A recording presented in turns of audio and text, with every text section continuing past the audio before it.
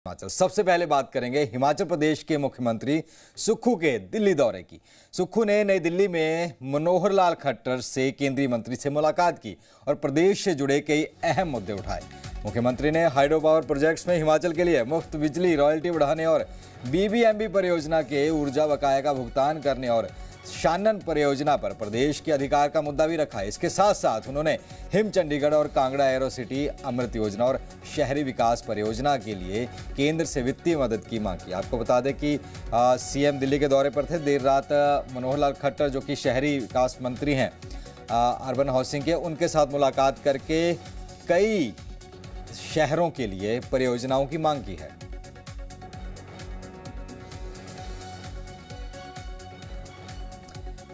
आगे बढ़ेंगे, रुख करेंगे नाहन का। नाहन में भाजपा के प्रदेश अध्यक्ष डॉक्टर राजीव बिंदल ने सुक्खू सरकार पर लोकतांत्रिक संस्थाओं को हाईजैक करने का आरोप लगाया। उन्होंने कहा कि पंचायत और स्थानीय निकाय चुनावों में जनता ने कांग्रेस को स्पष्ट संदेश दिया है, लेकिन सरकार अध्यक्ष और उपाध्यक्ष पदों के चुनाव लगातार टाल रही है।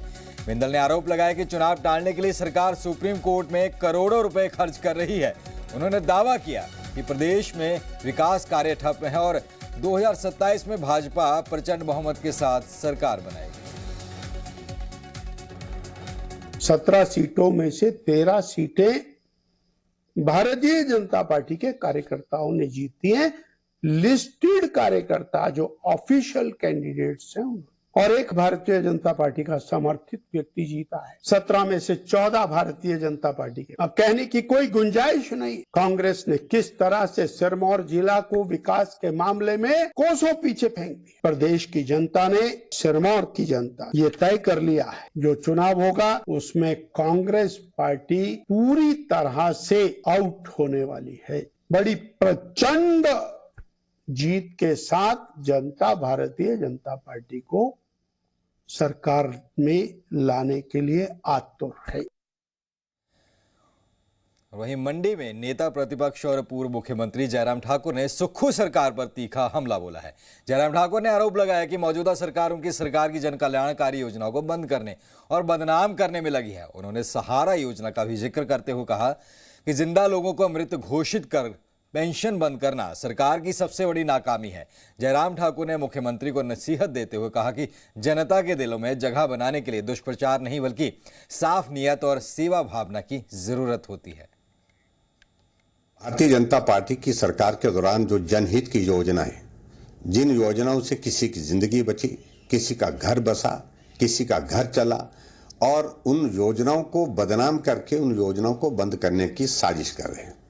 स्वयं अपने आप 4 साल के कार्यकाल जो पूरा होने जा रहा है, कोई भी ऐसी एक योजना नहीं बना पाए जिस योजना के बारे में लोग बोले, लोग चर्चा करें कि अच्छा काम किया है।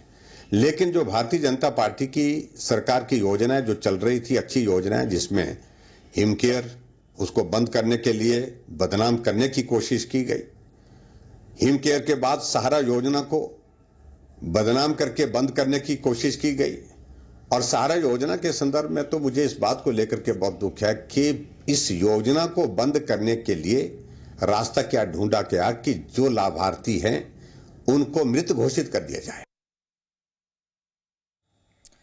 उधर हिमाचल कांग्रेस के अध्यक्ष विनय कुमार ने केंद्रीय मंत्री जेपी नड्डा पर तीखा हमला बोलते हुए कहा कि उन्हें लंबे समय बाद हिमाचल प्रदेश की याद आई है। विनय कुमार ने आरोप लगाया कि भाजपा की डबल इंजन सरकार प्रदेश को वादा किया गया विशेष पैकेज दिलाने में नाकाम रही। उन्होंने ये भी कहा कि केंद्र सरकार हिमाचल के हितों की अनदेखी कर रही है। महंगाई, पेट्रोल डीजल की बढ़ती कीमतों, नीट पेपर लीक और पंचायत चुनावों को लेकर भी उन्होंने भाजपा को जमकर घेरा। विनय कुमार ने दावा किया कि भाजपा जनता के मुद्दों से भटक कर केवल राजनीतिक बयानबाजी कर रही है। नड्डा जी का हिमाचल में मैं स्वागत करता हूं कि बड़े टाइम बाद उन्हें मौका मिला हिमाचल के लोगों को पूछने का, क्योंकि वो बता रहे थे कि मैंने सुना उनको कि मैं, जो मेरी जन्म भूमि है वो हिमाचल है और कर्म भूमि अपनी वो दिल्ली को बताते हैं। डबल इंजन की सरकार इससे पहले भी थी हिमाचल प्रदेश में, तो कितना विकास आपकी डबल इंजन की सरकार ने हिमाचल प्रदेश में किया। अगर आप इस बात को मानते हैं कि उन्होंने विकास किया होता तो फिर क्यों आप सत्ता से बाहर हुए। क्यों आपकी सत्ता नहीं आई?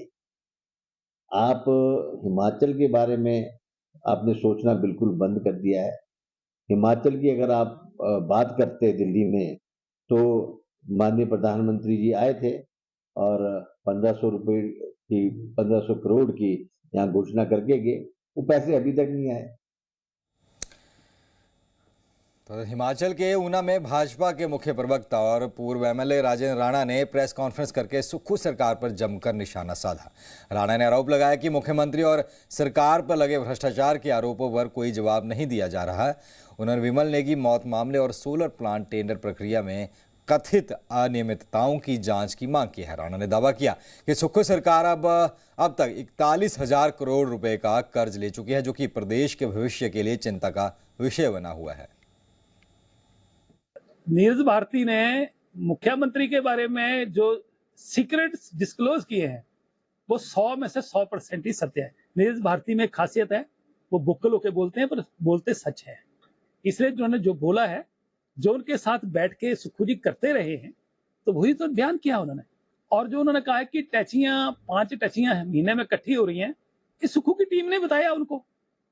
जो उनकी अंदर की टीम है, हो सकता है किसी आदमी की सुक्खू के साथ बिगड़ गई हो तो उसने डिस्क्लोज कर दिया हो कि 5 टचियां इकट्ठी होती हैं, 3 दिल्ली जाती हैं।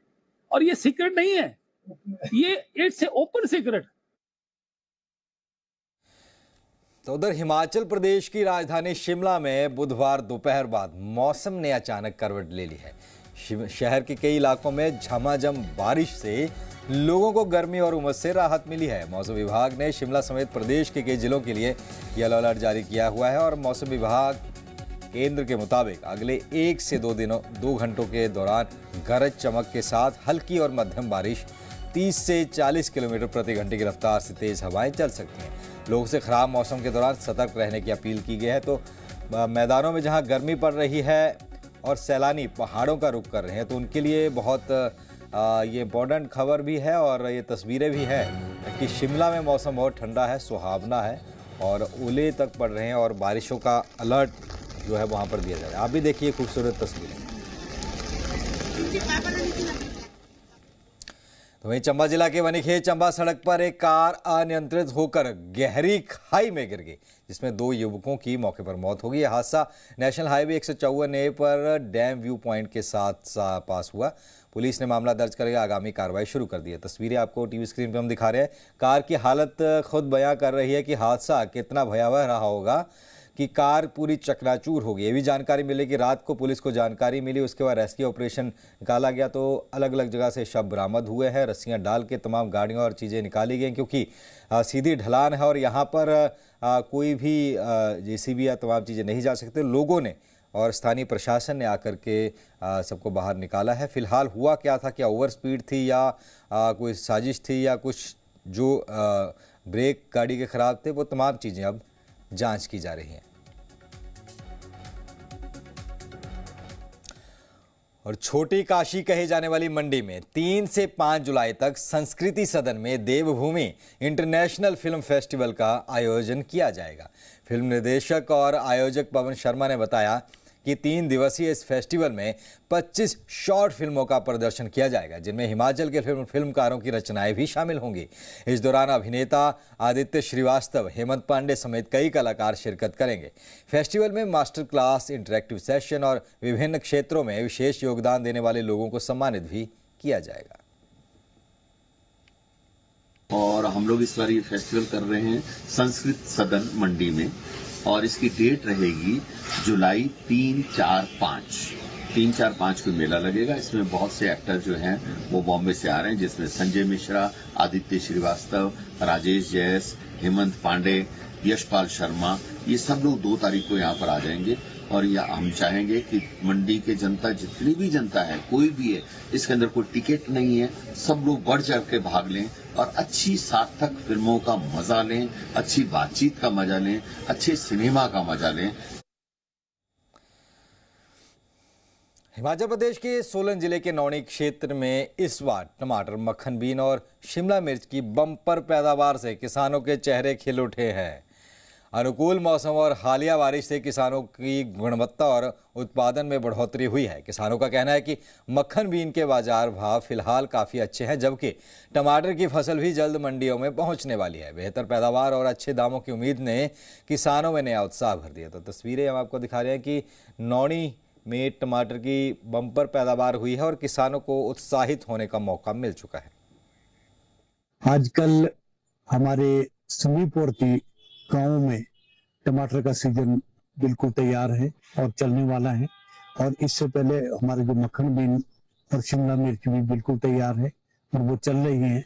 और सूचनाएं हमें मिलती रही है कि अच्छी जो उपज हुई है और अब जो वर्षा हुई है वो एक संजीवनी की तरह खेतों में वर्षा का जो असर देखने को मिल रहा है, साथ में अच्छी उपज के साथ साथ जो रेट है मार्केट में वो भी अच्छे मिल रहे हैं। हिमाचल प्रदेश में इस बार मानसून कमजोर रह सकता है। मौसम विभाग के मुताबिक एल नीनो का असर की वजह से प्रदेश में सामान्यता से कम बारिश होने की संभावना है। मौसम विज्ञान केंद्र शिमला के वैज्ञानिक शोभित कटियार ने बताया कि एल नीनो के कारण तापमान बढ़ सकता है और कई इलाकों में सूखे जैसी स्थिति भी बन सकती है। ऐसे में किसानों और लोगों को मौसम में होने वाले बदलावों के लिए तैयार रहने की जरूरत है। फिलहाल मौसम विभाग लगातार हालात पर नजर बनाए हुए है। नीनो को अगर बहुत ही आसान शब्दों में अगर हम समझें तो हमारा जो दक्षिण पैसिफिक ओशन होता है, तो हमारा इल नीनो बेसिकली हम उस पीरियड को बोलते हैं कि जब हमारा साउथ ईस्ट पैसिफिक ओशन में जो है टेम्परेचर कंपैरेटिवली ज़्यादा होता है बजाय कि हमारा साउथ वेस्ट जो पैसिफिक ओशन है।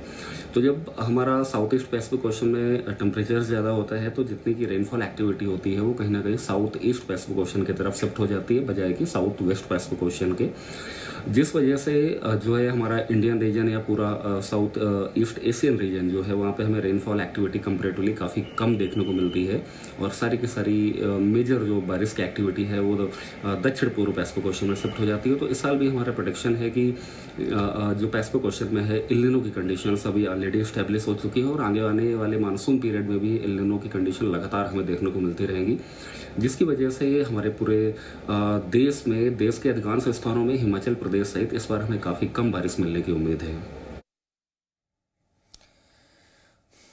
उधर हमीरपुर में एक पटवारी के तबादले का विवाद अब बढ़ता जा रहा है।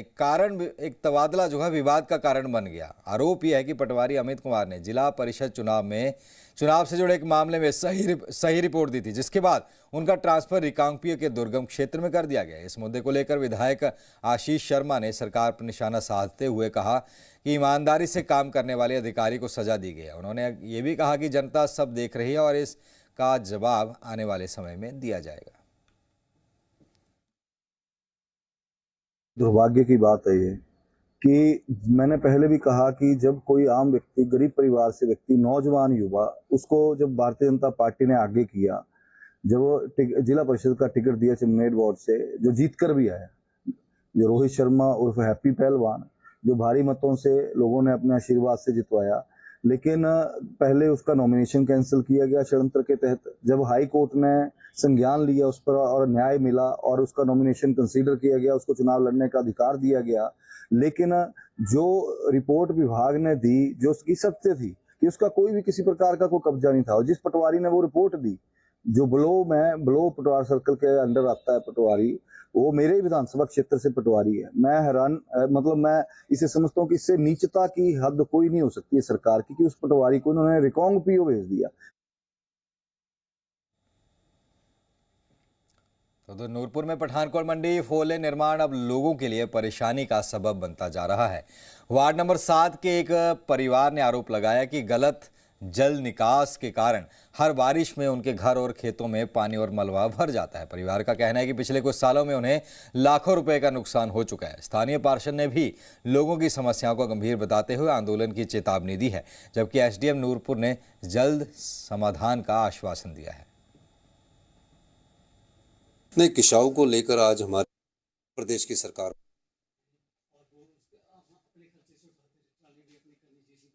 तो उधर किसाऊ बांध परियोजना को लेकर दिल्ली में एक अहम बैठक हुई है हिमाचल प्रदेश को, उसमें एक बड़ी राहत मिली है। केंद्रीय गृह मंत्री अमित शाह की मौजूदगी में उत्तराखंड के सीएम भी मौजूद रहे, हिमाचल के मौजूद रहे। एक बैठक हुई, बैठक में सहमति बनी है कि परियोजना के बिजली कंपोनेंट का खर्च अब हरियाणा, दिल्ली और राजस्थान मिलकर उठाएंगे। इससे हिमाचल प्रदेश पर पड़ने वाला वित्तीय बोझ कम होगा और राज्य को हर साल करीब 600 करोड़ रुपए की आय होने का अनुमान है। वहीं पंजाब के साथ चल रहे टैक्स विवाद पर मुख्यमंत्री ने कहा कि पंजाब हमारा भाई है और किसी भी तरह का टैक्स विवाद बातचीत से सुलझाया जाएगा। नहीं, किसाऊ को लेकर आज हमारे गृह मंत्री जी ने बैठक बुलाई थी और ये बैठक कई चरणों में सहमति नहीं बनी थी।